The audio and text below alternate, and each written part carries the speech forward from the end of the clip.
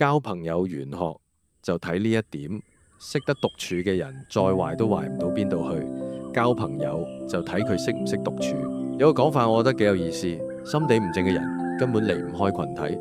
成日愛湊熱鬧坐唔定，因為佢就係要搞事。要搞事就一定要不斷同人打交道，先可以喺群體入面攀比、散播謠言，甚至挑撥離間。所以喺一個圈子入面，如果你見到有人有性格、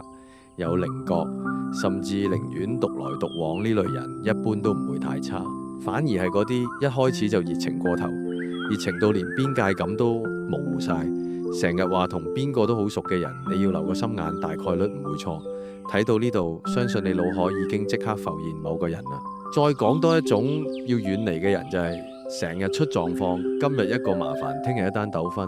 就算佢表面幾有道理，你都要提高警覺。呢類人背後通常有兩個原因，要麼係能力唔夠，或者思維有漏洞，成日將自己陷入本可避免嘅是非；要麼就係心態或人品有問題，靠製造衝突嚟刷存在感，唔係絕對只係參考下啫。